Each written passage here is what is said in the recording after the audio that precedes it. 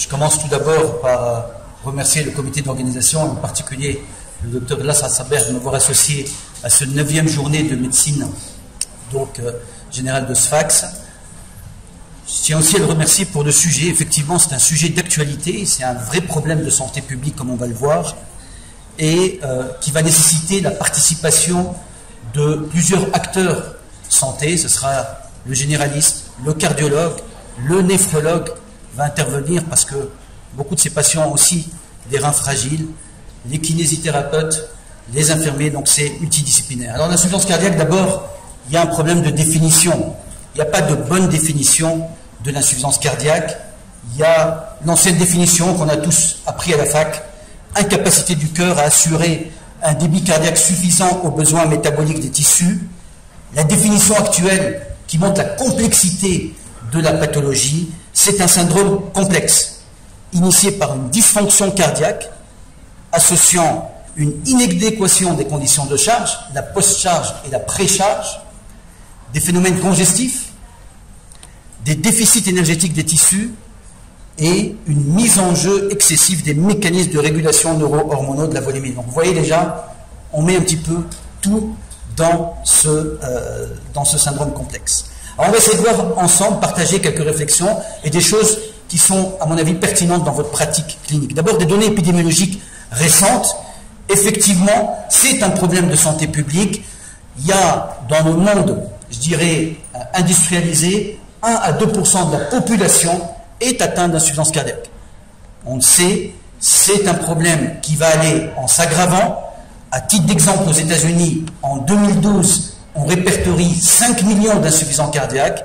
En 2030, il y aura 3 millions d'insuffisants cardiaques en plus. Et comme vous le voyez, 71% de ces insuffisants cardiaques sont âgés de plus de 65 ans. Donc on comprend déjà que c'est lié au vieillissement de la population.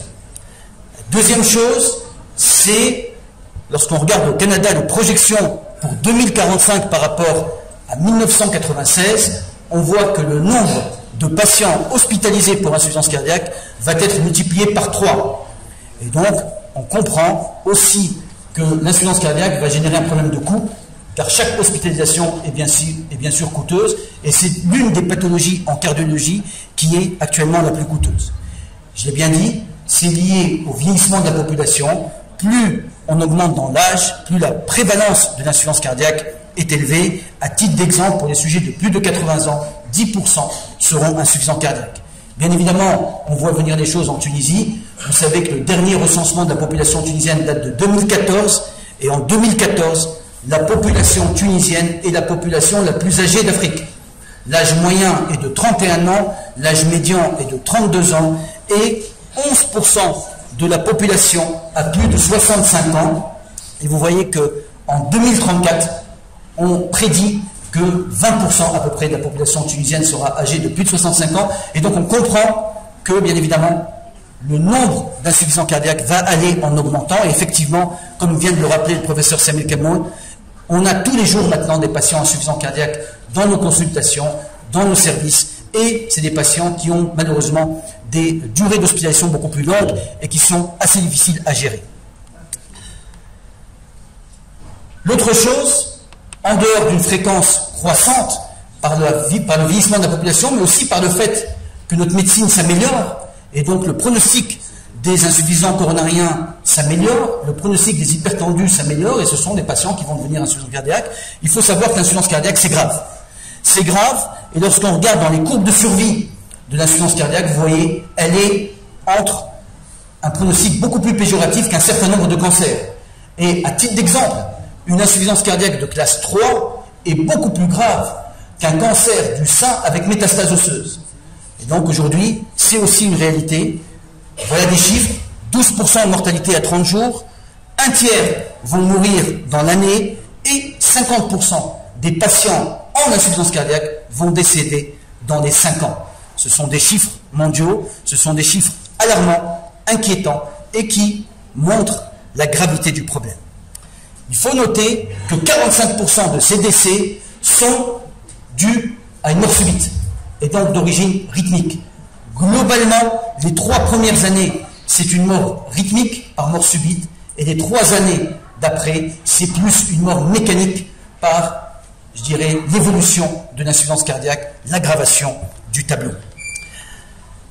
Alors, il y avait quelques chiffres qui étaient rassurants. Jusqu'à 2010, on disait que la mortalité d'insuffisance cardiaque semble quand même régresser. Mais, en regardant un petit peu les dernières statistiques, vous voyez qu'en décembre 2015, un rapport américain dénote que entre 2010 et 2014, il y a une augmentation de la mortalité de l'insuffisance cardiaque. Donc, quelque chose beaucoup plus grave. Bien évidemment, la population vieillit, l'insuffisance cardiaque touche des sujets de plus en plus âgés. Mais ce qui est intéressant, c'est que lorsqu'on regarde le détail de ces décès, on constate qu'ils meurent moins de leurs problèmes coronariens, mais qu'ils meurent plus de problèmes non cardiovasculaires. Non cardiovasculaires tels que le cancer, tels que le diabète, les maladies respiratoires chroniques, les maladies rénales. Et donc, les problèmes non cardiovasculaires deviennent aussi une nouvelle cible pour diminuer la mortalité des patients insuffisants cardiaques. Et vous voyez ici le rôle déjà d'emblée du médecin généraliste pour détecter ces problèmes, car le cardiologue n'a pas ni les moyens ni la formation réellement pour détecter tous ces problèmes non cardiovasculaires, alors que vous êtes en première ligne pour identifier ces problèmes. L'insuffisant cardiaque aussi n'est pas insuffisant cardiaque aussi rapidement que ça s'intègre le plus souvent dans un continuum cardiovasculaire. Et vous voyez que ce continuum cardiovasculaire, on y rentre par la porte d'entrée ici, qui est facteur de risque. Hypertension, diabète, dyslipidémie, obésité, tabagisme. Et c'est vous qui allez détecter ces patients, c'est vous qui allez traiter en priorité ces patients d'emblée pour ralentir la progression pour ralentir la progression au niveau de ce continuum cardiovasculaire. Et vous voyez que l'insuffisance cardiaque, c'est le dernier palier du continuum cardiovasculaire, et on comprend pourquoi, malheureusement, la mortalité de l'insuffisance cardiaque est sévère. Et vous avez compris que lorsque le patient arrive en insuffisance cardiaque, malheureusement, c'est déjà trop tard. Malheureusement, on a peu de moyens pour rétablir et pour ralentir l'évolution vers le décès. Alors, comment faire le diagnostic d'insuffisance cardiaque? Je vous invite tous à imprimer le parcours de soins de l'insuffisance cardiaque qui a été publié l'été dernier par l'HAS et qui a comme objectif, regardez, le principal objectif, c'est d'expliciter le processus de prise en charge d'un malade ayant une insuffisance cardiaque chronique en médecine de ville et notamment en médecine générale. Et donc c'est important parce que c'est vraiment un document extrêmement bien écrit, très simple, et qui permet de mieux comprendre le rôle du médecin généraliste, le rôle du cardiologue, la collaboration étroite qu'il doit y avoir entre nous pour pouvoir améliorer le pronostic de ces insuffisants cardiaques. Alors, le médecin généraliste, il a comme rôle, tout d'abord, le diagnostic, de penser à l'insuffisance cardiaque et d'orienter, dès qu'on pense à l'insuffisance cardiaque, de l'orienter vers le cardiologue pour confirmer ce diagnostic. Et il va avoir un rôle dans le traitement, l'ajustement du traitement, comme je vais le montrer.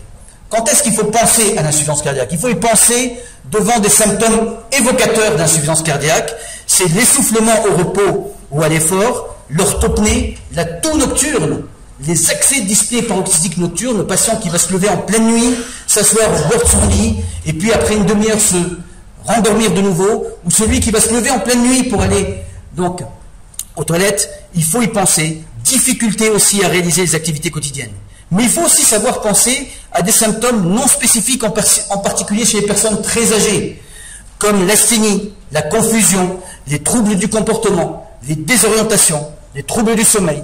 Donc, la prise de poids rapide, quelqu'un qui prend 2-3 kilos, et je vous invite réellement à peser tous vos patients hypertendus, tous vos patients qui ont des cardiopathies donc chroniques, pour détecter la moindre augmentation de poids qui va vous orienter vers un tableau de congestion et d'insuffisance cardiaque. Et puis il y a des signes cliniques évocateurs, la tachycardie, le troisième bruit, le B3, le B4, la polypnée, des râles crépitants, la turgescence jugulaire, un œdème des membres inférieurs, donc des signes que vous connaissez, les pathomégalies, la turgescence donc des jugulaires, ce sont des signes évocateurs d'insuffisance cardiaque.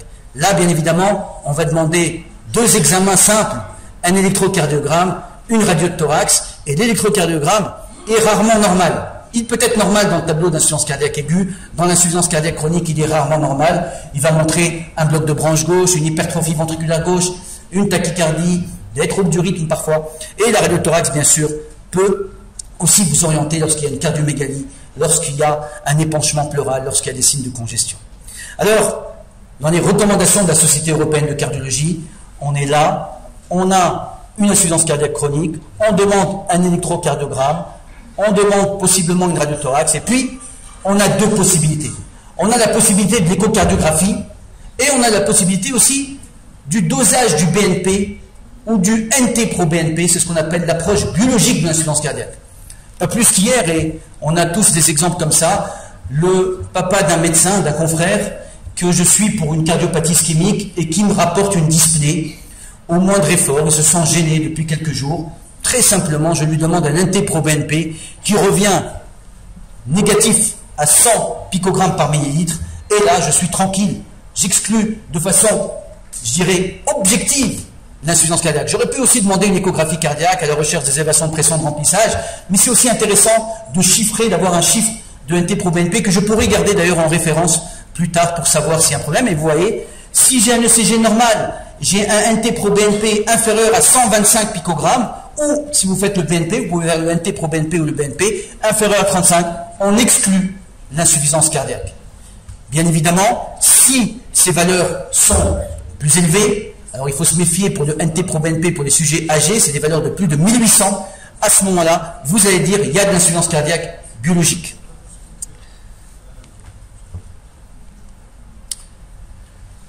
Une fois qu'on est devant une insuffisance cardiaque, il y a deux possibilités. On est devant une insuffisance cardiaque à fonction systolique préservée, c'est-à-dire une fraction d'éjection supérieure à 45% ou 50% pour d'autres auteurs, ou on est devant une insuffisance cardiaque à fonction systolique altérée, avec dysfonction systolique. Ici, c'est un ventricule gauche qui est altéré, qui est aminci, et dans l'autre côté, c'est un ventricule gauche qui est hypertrophié. Il faut savoir que lorsqu'on est devant un insuffisant cardiaque jeune, la probabilité que ce soit une insuffisance cardiaque à fonction systolique altérée est plus importante, et avec l'âge, on est plus confronté aux personnes âgées, hypertendues, et qui ont de l'hypertrophie ventriculaire gauche, qui ont la cardiopathie sénile, avec un ventricule gauche qui garde une bonne fonction systolique, mais avec un trouble de la relaxation, un trouble de la compléance, une anomalie de la fonction diastolique qui a été longtemps négligée par les cardiologues, cette fonction diastolique, et qui a un rôle aussi important que la fonction systolique dans l'élévation des pressions de remplissage et dans le tableau d'insuffisance cardiaque. Donc avec l'âge, vous voyez que 61% au-delà de 70 ans, ce sont des dysfonctions diastoliques, on va dire, insuffisance cardiaque à fonction systolique préservée, alors que à moins de 50%, à plus de 70 ans, c'est plus rarement l'autre cas.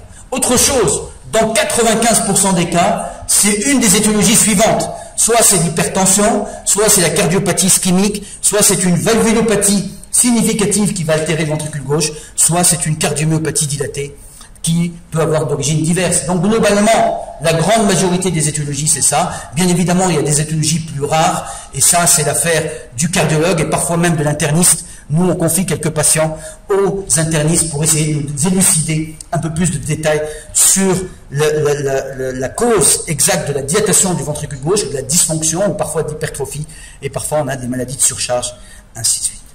Alors, une fois qu'on a fait le diagnostic d'insuffisance cardiaque, on a établi aussi, il y a des facteurs pronostiques, il y a la sévérité de l'insuffisance cardiaque, vous savez, avec la classification de la NYHA de stade 1, où le patient est totalement asymptomatique, au stade 4, où le patient a une limitation au repos. Donc là, vous connaissez bien cette classification, il va falloir traiter cette insuffisance cardiaque. Alors, traiter l'insuffisance cardiaque, il y a tout d'abord un rôle très important des mesures non pharmacologiques, c'est la réduction de la consommation de sel, surtout en cas de dysfonction systolique. Plus le tableau va être sévère, plus on va demander au patient de restreindre sa consommation en sel. Vous savez que le sel, 70% du sel est caché, et effectivement c'est un problème. Chez nous en Tunisie, on a une consommation excessive de sel, et je dis aux patients, vous avez un ennemi maintenant, c'est le sel, et il faut combattre ce sel, et il faut le rechercher là où il est, il faut le traquer, et il faut bien évidemment réduire sa consommation de sel. Plus le tableau va être sévère, plus la consommation de sel doit être réduite. L'exercice physique régulier, pendant longtemps on a dit, vous êtes insuffisant cardiaque, vous ne pouvez plus bouger, restez dans un lit, c'est terminé. Le cœur, c'est un muscle, le muscle, il faut le faire travailler, plus on le fait travailler, plus il va être performant. Aujourd'hui, on sait que la réadaptation cardiovasculaire améliore de façon significative la qualité de vie et réduit même le pronostic, la mortalité. Et aujourd'hui, on met ces patients dans des programmes de réadaptation cardiovasculaire et je peux vous dire que ça change complètement le pronostic de ces patients. La perte de poids, c'est important. Je demande tout le temps à mes malades d'acheter en premier lieu une balance. Il faut que l'insuffisant cardiaque se pèse tous les jours. Et dès qu'il va détecter une augmentation de 2 kg de poids, il doit consulter son médecin immédiatement, détecter qu'il y a une congestion avant, car on sait que cette prise de poids va précéder d'une semaine, très souvent d'hospitalisation. Et grâce à ça, on est capable d'ajuster soit le traitement diurétique, soit de détecter une consommation excessive de sel et d'ajuster les choses. Correction de l'anémie, c'est important car la grande majorité des insuffisants cardiaques sont anémiques. Et cette anémie, comme je vais vous le montrer, va nécessiter une supplémentation de fer. Elle est multifactorielle, cette anémie. Elle existe dans plus de 50% des cas. Et aujourd'hui, on a des études qui confirment clairement qu'en rajoutant une supplémentation du fer avec du fer par voie intraveineuse de façon régulière, on améliore le pronostic. Certes, pas la mortalité, mais vous voyez les hospitalisations cardiaques, les hospitalisations pour pousser l'insuffisance cardiaque, et il y a une amélioration de la qualité de vie. On a l'habitude, en cardiologie, de schématiser le cœur sous la forme d'un cheval qui se fatigue, et effectivement, c'est une image intéressante pour expliquer un petit peu mieux aujourd'hui comment on a évolué dans le traitement de l'insuffisance cardiaque. Pendant longtemps, on a dit, l'insuffisance cardiaque, c'est un cheval qui tire une charrette, la charrette, il y a une charge, et il fallait fouetter le cheval. C'était l'époque de la digoxine, des digitaliques, des inotropes. Et on a très vite compris qu'en fouettant le cheval, le cœur se fatigue, on accélère la mort cellulaire et le pronostic est péjoratif. Et je vais vous le remontrer. Et puis on a compris, c'est très simple, l'insuffisance cardiaque, il faut décharger la charrette. Et c'est l'époque des vasodilatateurs. Les vasodilatateurs artériels, les vasodilatateurs veineux, les diurétiques. Et en déchargeant le cœur, on améliore les performances. Et puis récemment, quand je dis récemment, c'est maintenant, on est à une quinzaine d'années, même plus, on a compris aussi qu'il fallait ralentir la vitesse du cheval. Et bien évidemment, c'est la période des bêta-bloquants. Alors que pour les plus anciens d'entre vous, vous avez tous écrit une règle d'or, pas de bêta-bloquants pour les insuffisances cardiaques. On nous l'a fait écrire en rouge, on nous l'a fait répéter plusieurs fois. Vous allez voir que c'est, bien évidemment, vous le savez maintenant que c'est obsolète. Et au contraire, ça améliore le pronostic. Alors, insuffisance cardiaque à fonction systolique altérée, qu'est-ce qu'on a? On a des recommandations. Globalement, il faut que tout insuffisant cardiaque avec dysfonction systolique doit avoir au minimum un diurétique de Lance, le furosémide. D'autant plus, la dose sera d'autant plus importante que la congestion est importante, que la fonction rénale est altérée, et bien évidemment, il faut éviter des fortes doses trop longtemps parce que ça peut aggraver aussi la fonction rénale, les déshydrater, et ça peut être péjoratif. Donc il faut adapter ces diurétiques en fonction du degré de congestion. Le patient doit avoir un IEC ou un ARA2 si le patient ne tolère pas les IEC. Il faut savoir que tous les IEC peuvent être prescrits, alors que les ARA2, ceux qui ont été validés dans les insuffisances cardiaques, c'est le candesartan, c'est le valsartan, c'est le losartan. Ce sont les ARA2 qui ont été validés dans des essais cliniques, et les IEC, la plupart des IEC sont validés. Si, après ça, le patient reste en classe 2, en classe 4, on doit rajouter un anti-aldostérone, et c'est la spironolactone, ou à l'étranger on utilise l'éplérénone, qui est extrêmement utile, comme je vais vous le montrer. Alors juste une chose pour les diurétiques, on a comparé, est-ce qu'il faut donner des bolus de l'Azélix pour les patients qui sont en congestion, ou on a tendance maintenant de plus en plus à mettre du l'Azélix à la seringue électrique. Il faut savoir qu'il y a une étude qui a montré qu'il n'y avait pas de différence finalement entre le bolus et l'injection.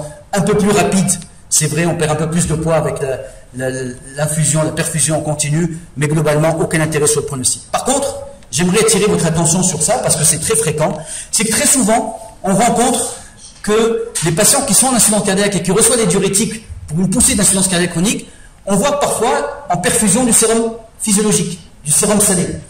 Et aux États-Unis, un papier très récent de l'été dernier qui montre que 13% des insuffisants cardiaques qui arrivent en congestion à l'hôpital, ils ont une perfusion de sérum salé. Et cette perfusion de sérum salé, elle a été délétère, elle multiplie la mortalité par 2. Donc chaque fois que vous avez un insuffisant cardiaque, faites attention, c'est un petit détail, mais qu'on ne vous mette pas une poche de sérum physiologique avec du Lasix, c'est quand même pas très logique. L'autre chose Les bêta-bloquants, j'en ai parlé, effectivement, les bêta-bloquants, il faut savoir qu'aujourd'hui, tous les bêta-bloquants ne peuvent pas être utilisés, c'est le carvedilol, le bisoprolol, et il y a aussi le nebivolol pour les sujets âgés, à des doses modérées, et qu'il va falloir augmenter la dose. Et regardez, ça diminue la mortalité de plus de 35%. Plus de 35% de régression de mortalité, alors que les IEC ne diminuent la mortalité que de 14%, de 15%, et vous voyez ici, c'est autre chose. Je vous ai parlé de l'anti-aldostérone, ça a été validé par plusieurs études, l'étude RALS, 25 mg seulement, 25 mg de spironolactone, d'aldactone, par jour, chez les patients qui ont de l'insuffisance cardiaque avec dysfonction VG, en plus d'un IEC, en plus d'un bêta-bloquant, en plus d'un diurétique, et là, vous voyez, réduction de 30% de mortalité, et 29% de réduction de mort subite. C'est un antifibrosant, c'est un anti-arythmique.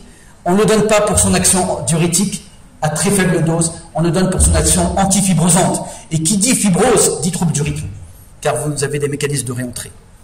Dernièrement, tout récemment, au mois de juin dernier, on a validé même l'aldactone dans les patients qui ont très peu de symptômes, en classe 2. Pendant longtemps, on a dit pour les classes 3, classe 4, et là, regardez, pour les classes 2, même chose, pronostic amélioré. Donc, quasiment, je dirais maintenant, en dehors de la classe 1, tous les patients insuffisants cardiaques avec dysfonction sonique doivent avoir l'aldactone. Alors bien évidemment, après ces 4 médicaments, on a plusieurs. Si le patient reste symptomatique, si la fraction d'éjection est inférieure à 35%, si en plus la fréquence cardiaque reste supérieure à 70 cycles minutes malgré les bêta-bloquants à dose optimale, on sait aujourd'hui que c'est péjoratif. Un insuffisant cardiaque qui gagne une fréquence cardiaque de plus de 70 battements minutes va avoir une surmortalité par rapport à celui qui aura une fréquence à moins de 70. Alors il y a un nouveau médicament, j'en parle parce qu'il vient d'être introduit en Tunisie au début du mois de mars, c'est l'ivabradine. Et l'ivabradine, c'est un mécanisme un peu particulier, c'est un inhibiteur du canon IF, donc du nœud sinusal. Et bien évidemment, si le patient est en fibrillation auriculaire, l'ivabradine n'est pas indiqué parce que le nœud sinusal ne fonctionne pas. Et l'ivabradine permettait de diminuer la fréquence cardiaque de 75 à 64 battements minutes. Mais ce qui est important, c'est que ça a diminué surtout le critère du jugement primaire, et en particulier le décès dû à de l'insuffisance cardiaque et surtout les réhospitalisations qui sont quelque chose d'important. Donc aujourd'hui, si la fréquence cardiaque des patients reste supérieure à 70 malgré une dose optimale de bêta-bloquant, ou en cas de contre-indication au bêta-bloquant, ou en cas d'intolérance au bêta-bloquant, on a un autre médicament qui permet d'améliorer le pronostic de nos patients. Et bien évidemment, plus la fréquence cardiaque va baisser, plus le pronostic sera meilleur. Juste une chose, regardez la digoxine, c'est tout en bas, malheureusement le pointeur ne marche plus, c'est tout en bas, la digoxine, alors que pendant longtemps c'était les digitalo-diurétiques. La digoxine est en bas de l'échelle. Qu'est-ce qui reste à la digoxine? Ben, la digoxine, il ne reste pas grand-chose. Et cet été, il y a eu encore un papier, une méta-analyse qui montre que la digoxine, parce que classiquement les données en cas de fibrillation auriculaire, augmente la mortalité chez les patients insuffisants cardiaques en fibrillation auriculaire. Ça aussi, récent, choc, on a vu une seule étude, c'est l'étude Dick Study, intéressante, et puis là des méta-analyses qui tombent, qui disent qu'il faut arrêter de prescrire la digoxine. Alors, c'est pas clair, on est encore en train de voir des papiers, est-ce que c'est un marqueur de risque, est-ce que c'est un facteur, est-ce que c'est parce que c'est des malades plus graves, si on les met sous digoxine, est-ce que c'est la digoxine qui est responsable, qui accélère, ou c'est parce que le patient qui est trop mauvais? Ça c'est aussi une affaire à débattre. Globalement, qu'est-ce qu'on a? On a un couple, 4 médicaments, et vous voyez que c'est les bêta-bloquants, c'est l'anti-aldostérone qui marche le mieux sur le pronostic. Récemment, il y a 2 ans, une nouvelle molécule est apparue qui vient d'être commercialisée aux États-Unis. Quelques patients viennent d'avoir ces prescriptions en Tunisie aussi, on va bientôt l'avoir. Il n'est pas encore commercialisé en Tunisie, bien évidemment. C'est les inhibiteurs de la néprélisine, c'est une nouvelle voie, c'est une révolution de l'insuffisance cardiaque. Il faut savoir que ça fait 20 ans qu'on n'a pas une nouvelle molécule, et là on tombe sur une nouvelle molécule, des inhibiteurs de la néprélisine, associés à un ARA2, en l'occurrence le valsartan, associé à un inhibiteur qui va empêcher la dégradation des natriurétiques peptides. Et là, on a testé ce médicament qui s'appelle le LCZ 696, mais son nom bien sûr commercial, ce ne sera pas ça, c'est Entresto. Et on a montré clairement, papier, vous voyez, le 11 septembre 2014, alors, je ne sais pas pourquoi le 11 septembre, mais bon, c'est tombé comme ça. Et qu'est-ce qu'on nous dit ce papier? Ben, clairement, voilà, on a réduit la mortalité réduction de la mortalité en comparaison aux IEC de 20% de la mortalité. Tous les endpoints étaient positifs et c'est une véritable révolution. C'est clair, ça va changer les recommandations. Tous les patients dorénavant devront être sur cette association et vous voyez, on a un gain par rapport aux IEC, par rapport aux RA2 sur la mortalité. 2 mots sur l'insuffisance cardiaque à fonction systolique préservée, même papier, HAS juillet 2015. C'est différent, on n'a pas vraiment de médicaments avec des preuves très claires dans l'insuffisance cardiaque à fonction systolique préservée. C'est le contrôle d'hypertension artérielle, c'est des diurétiques en cas de retention hydrosodée. C'est des bêta-bloquants, c'est ralentir la fréquence cardiaque. La plupart, les IEC et les ARA2 ne réduisent pas la mortalité, il faut le savoir, ici dans l'insuffisance cardiaque à fonction systolique préservée. Même l'anti-aldostérone, une étude, on attendait l'année dernière, c'est Top 4, qui est négatif dans l'insuffisance cardiaque à fonction systolique préservée. Le suivi des patients d'insuffisance cardiaque, il faut regarder dans l'HAS, on dit voilà, le patient en stade 1, il doit être vu par son médecin de ville au moins 2 fois par an, le cardiologue 1 fois par an, et puis en fonction, par contre, un insuffisance cardiaque stade 3, il verra son médecin généraliste 4 à 12 fois par an en France, et son cardiologue 4 à 12 fois par an. J'aimerais juste ensemble partager ce concept de période vulnérable, c'est très important. La phase dite vulnérable, c'est la phase qui va couvrir la première période, le premier mois qui suit l'hospitalisation. Et on sait que le taux de réadmission à un mois est à 25%. Un quart directement lié à une nouvelle décompensation. Et à 12 mois, ce taux, vous voyez, de réhospitalisation entre 40 et 60%. Et ça, c'est quelque chose d'important. La mortalité semble stagner. Par contre, les réadmissions, les réhospitalisations deviennent de plus importantes. Et on sait que cette phase vulnérable est souvent due à la correction incomplète de la retention hydrosodée. On a tendance à faire sortir un peu rapidement les malades en cardiologie. Et bien évidemment, il y a un ajustement à faire avec les médicaments sur la dose de diurétique, sur la dose des IEC, et c'est important. Et on a montré qu'une consultation du médecin généraliste dès la première semaine après la sortie permettait une réduction de la mortalité et des réhospitalisations, d'où le rôle important que vous avez à jouer. Et en particulier, je l'ai dit tout à l'heure, juste l'augmentation du poids, vous voyez, précède d'une semaine la réhospitalisation de 2 kg. Autre chose, la plupart des médicaments, vous voyez, en rouge, c'est lorsque le médicament est sous-dosé, IEC, bêta-bloquant. Ils sont prescrits, mais ils sont toujours sous-dosés. Toujours à faible dose, à l'état de base, et même à 24 mois, ce qui prouve qu'il y a un problème d'ajustement du traitement. Mes conclusions, c'est que l'insuffisance cardiaque est aujourd'hui un problème de santé publique majeur. Sa fréquence croît avec l'âge de la population. Elle reste une maladie grave en dépit des progrès thérapeutiques, vous l'avez compris. 50% vont décéder dans les 5 ans. Et le médecin généraliste a, de par sa position centrale et sa proximité avec les patients, un rôle majeur à jouer dans le dépistage, le suivi, l'application du traitement et l'éducation du patient et de ses proches, et je vous remercie.